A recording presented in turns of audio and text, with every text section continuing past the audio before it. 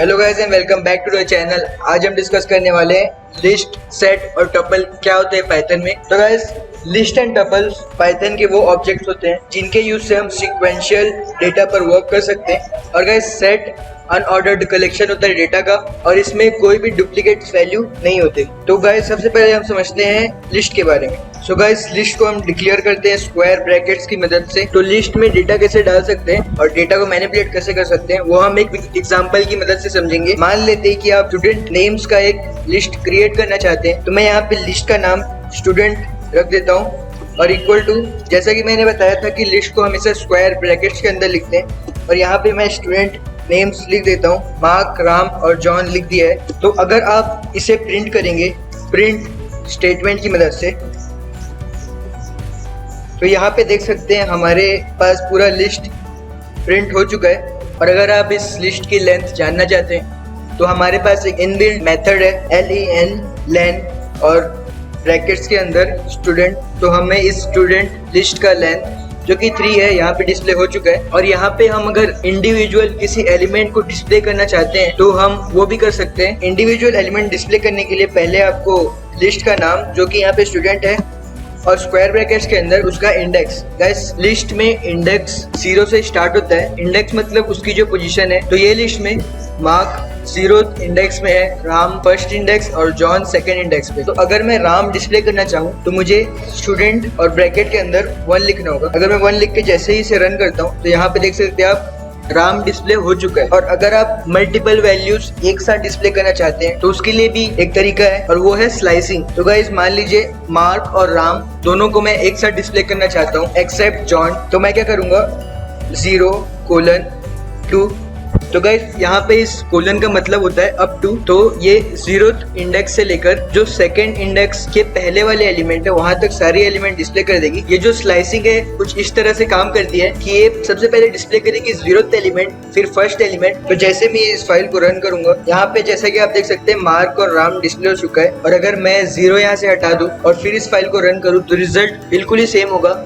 होता ये है कि ये डिफॉल्ट कंसीडर कर लेता है कि अगर आपने कुछ भी एलिमेंट नहीं लिखा है स्टार्टिंग में तो वो हमेशा 0 से ही डिस्प्ले होगा। और अगर गाइस यहाँ पे मैं 1 लिख देता हूँ और इसे रन करता हूँ तो देख सकते हैं कि सिर्फ राम डिस्प्ले हुआ है। इसका मतलब है कि फर्स्ट इंडेक्स में जो एलिमेंट है जो कि राम से लेकर सेकेंड इंडेक्स के एलिमेंट से एक एलिमेंट पहले तक जो भी एलिमेंट है उसे डिस्प्ले करना है। तो अगर मैं यहाँ से 2 हटा दूं और फिर इस फाइल को रन करूँ तो देख सकते हैं कि राम और जॉन डिस्प्ले हुआ है। इसका मतलब ये है अगर आप लास्ट में कोलन के बाद कुछ नहीं लिखते हैं तो ये डिफॉल्ट कंसीडर कर लेती है कि आप लास्ट इंडेक्स तक डिस्प्ले करना चाहते हैं। और गाइस इन एलिमेंट्स को एक्सेस करने का एक और तरीका होता है और वो है नेगेटिव इंडेक्स। वो स्टार्ट होती है फ्रॉम राइट टू लेफ्ट। तो ये जो राइट वाली वैल्यू है फर्स्ट वैल्यू उसका इंडेक्स होगा -1, जो उसके बाद की वैल्यू है वो भी -2 और उसके बाद -3। तो अगर हम राम डिस्प्ले करना चाहते हैं यूजिंग नेगेटिव इंडेक्सिंग तो हमें -2 लिखना होगा। तो मैं यहाँ -2 लिख के रन करता हूँ तो जैसा कि आप देख सकते हैं राम डिस्प्ले हो चुका है। और अगर आप लिस्ट में कोई नया एलिमेंट ऐड करना चाहते हैं तो उसके लिए हमारे पास मेथड है और वो है लिस्ट का नेम जो है यहाँ पे student.append और पैरेंथेसिस के अंदर जो भी एलिमेंट आप ऐड करना चाहते हैं वो लिख दे। हाँ तो गाइज मैंने यहाँ पे लिख दिया है student.append शिव। तो ये शिव लिस्ट के लास्ट में जाकर ऐड हो जाएगा। तो इसे रन करते हैं और लिस्ट को डिस्प्ले करते हैं। तो जैसा कि यहाँ पे देख सकते हैं हमारी लिस्ट का साइज बढ़ चुका है और जो शिव है वो लास्ट में ऐड हो चुका है। और यहाँ पे हमारे पास एक और तरीका है लिस्ट में एलिमेंट्स ऐड करने का और वो है इंसर्ट। इंसर्ट हमेशा 2 आर्ग्यूमेंट्स लेती है। फर्स्ट होता है पोजीशन जो इंडेक्स है आपकी लिस्ट में जहाँ पे आप ऐड करना चाहते हैं। तो हम इस लिस्ट में फर्स्ट इंडेक्स जो राम की पोजीशन है वहाँ पे एक नया एलिमेंट ऐड करते हैं। और जैसे ही मैं इस फाइल को रन करूंगा तो आप जैसा कि देख सकते हैं फर्स्ट इंडेक्स ही हमारी उसकी जगह शिव आ चुका है और राम और जॉन है उनकी एक इंडेक्स इंक्रीज हो चुकी है। और अगर आप इस लिस्ट से कुछ एलिमेंट रिमूव करना चाहते हैं तो उसका एक कमांड है रिमूव। और जो भी एलिमेंट आप रिमूव करना चाहते हैं वो इस पैरेंथेसिस के अंदर लिखे। मैं यहाँ राम लिखता हूँ और जैसा कि आप देख सकते हैं राम लिस्ट से रिमूव हो चुका है। और इसका एक और तरीका होता है और वो है पॉप मेथड का मोस्ट ऑफ द टाइम तब यूज करते हैं जब हमें लिस्ट एज अ स्टैक और क्यू इस्तेमाल करना होता है। तो इसके अंदर कोई आर्ग्यूमेंट्स की जरूरत नहीं है। अगर मैं ऐसे भी रन करूँ तो आप देख सकते हैं कि जो लास्ट एलिमेंट है लिस्ट की जॉन वो ऑटोमेटिक रिमूव हो चुकी है। अगर मैं इस कमांड को एक और बार रन करके दिखाऊं तो फिर से राम जो अब लास्ट एलिमेंट थी जॉन के रिमूव होने के बाद वो अब रिमूव हो चुकी है। और गाइस अगर आप इस लिस्ट को रिवर्स ऑर्डर में प्रिंट करना चाहते हैं तो उसके लिए कमांड है रिवर्स, और अगर मैं इसे रन करूँ तो आप देख सकते हैं कि ये लिस्ट अब रिवर्स हो चुकी है और यहाँ पे जॉन, राम और मार्क के ऑर्डर में डिस्प्ले हुई। और अगर आप इस लिस्ट को सॉर्ट करना चाहते हैं तो इसके लिए कमांड है सॉर्ट, और डिस्प्ले करने के बाद आप देख सकते हैं ये अल्फाबेटिकल ऑर्डर में सॉर्ट हो चुके हैं। और इसके लिए एक और तरीका है गाइस, वो है सॉर्टेड। सॉर्टेड मेथड जो है वो सॉर्ट मेथड से डिफरेंट है, क्योंकि ये जो आपकी ओरिजिनल लिस्ट है वो मॉडिफाई नहीं करता, एक नया लिस्ट रिटर्न करता है एज अ सॉर्टेड लिस्ट। तो अगर मैं इसे रन करूं तो देख सकते हैं जो हमारा ओरिजिनल लिस्ट है स्टूडेंट, उसमें कोई भी चेंजेस नहीं आए हैं। तो हमें इसे किसी एक वेरिएबल में सेव करना होगा। तो गाइस अगर मैं यहाँ पे प्रिंट करूं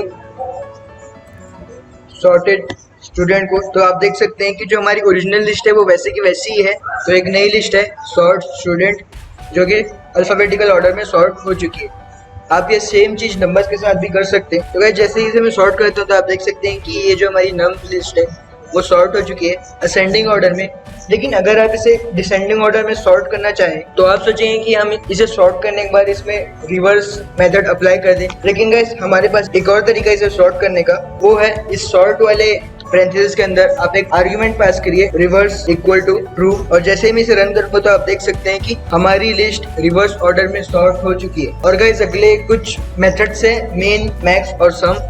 जैसा कि आपको नाम से पता चली गया होगा ये मिनिमम मैक्सिमम एलिमेंट रिटर्न करते हैं, तो हम इसे भी ट्राई कर लेते हैं। ये कमांड भी सॉर्टेड मेथड की जैसे काम करते हैं, ये एक नया एलिमेंट रिटर्न करते हैं। तो इससे पहले हमें एक वेरिएबल में सेव करना होगा। तो मैं यहाँ वेरिएबल ले लेता हूँ x is equal to main, और जैसे मैं यहाँ प्रिंट करूंगा x तो यहाँ आप देख सकते हैं कि जो इस लिस्ट की मिनिमम एलिमेंट है 2 वो प्रिंट हो चुकी है। और ऐसे ही हम मैक्स और सम भी ट्राई कर सकते हैं। अगर आप एक लिस्ट को एज अ स्ट्रिंग प्रिंट करना चाहते हैं तो उसके लिए आप यूज कर सकते हैं एक कमांड, मैं आपको लिख के बताता हूँ। तो यहाँ पे एक मैं नया वेरिएबल बनाता हूँ str, और यहाँ पे अगर मैं इन सारे नेम्स को as a string student equal to display करना चाहता हूँ तो मैं यहाँ लिख सकता हूँ। और यहाँ पे अगर मैंने स्पेस दिया है तो ये हमारे हर एक एलिमेंट्स के बीच में एक स्पेस प्रिंट होगा। और यहाँ पे हमें लिखना है डॉट जॉइन और पैरेंथेसिस में जो ओरिजिनल लिस्ट है का नेम। तो गाइस जैसे ही प्रिंट करने के बाद आप देख सकते हैं कि हमारी जो लिस्ट है वो एज अ स्ट्रिंग प्रिंट हो चुकी है। अगर हम इसके बीच में कॉमा ऐड करना चाहें तो यहाँ हम कॉमा भी लिख सकते हैं,